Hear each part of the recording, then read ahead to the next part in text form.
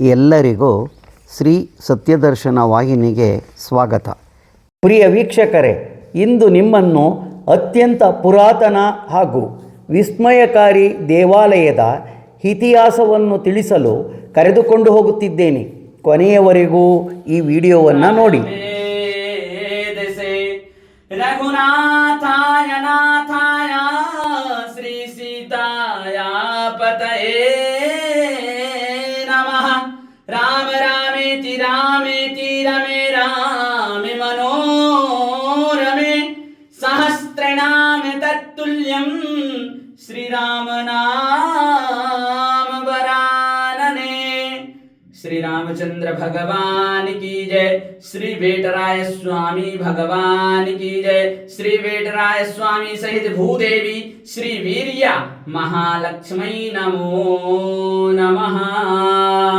श्री वेटराय स्वामी अर्थात श्री रामचंद्र ಎಷ್ಟು ಶಕ್ತಿ ಐತೆ, ಅವರು ವೀರ್ಯ ಮಹಾಲಕ್ಷ್ಮಿ ಶಕ್ತಿ ಜಾಸ್ತಿ ಐತೆ.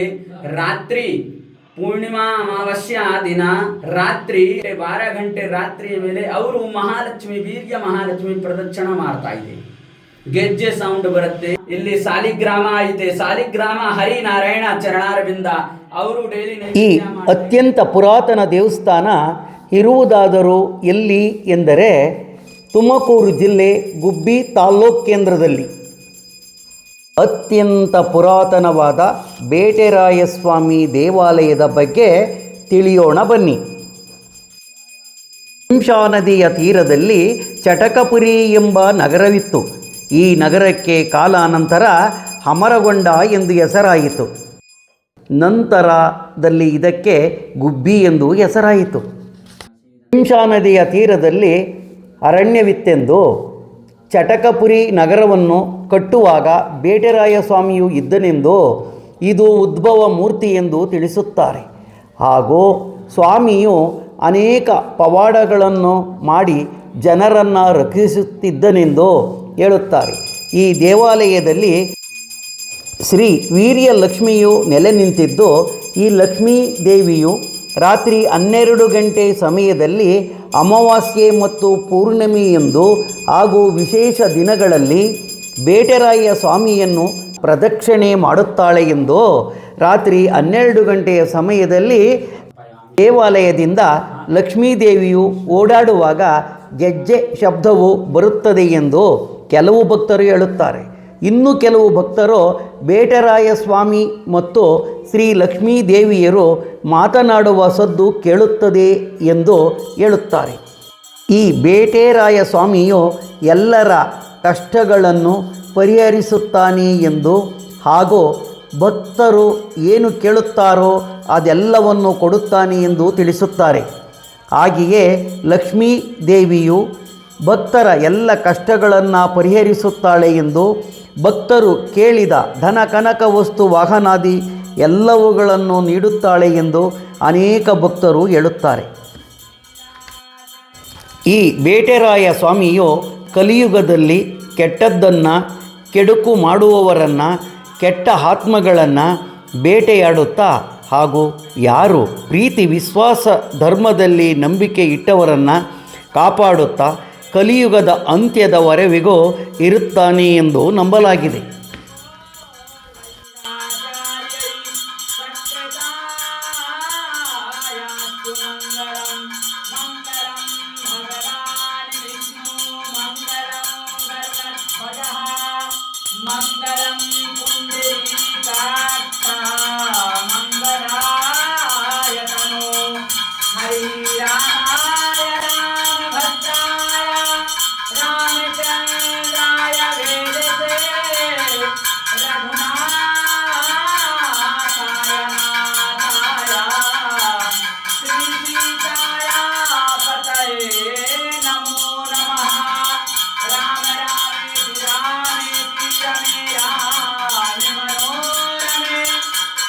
सहस्रनाम तत्तुल्यं श्रीराम नाम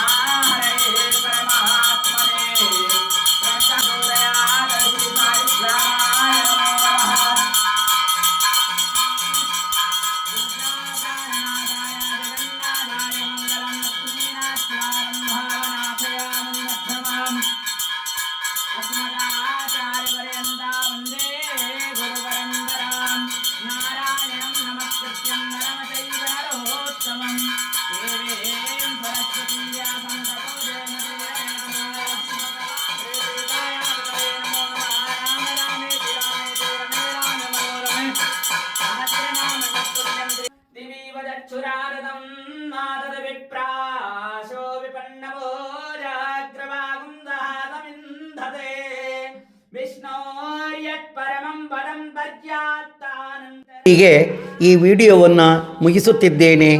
ಉತ್ತಮ ಮಾಹಿತಿಯೊಂದಿಗೆ ಮತ್ತೆ ಬರುತ್ತೇನೆ. ಎಲ್ಲರಿಗೂ ಧನ್ಯವಾದಗಳು.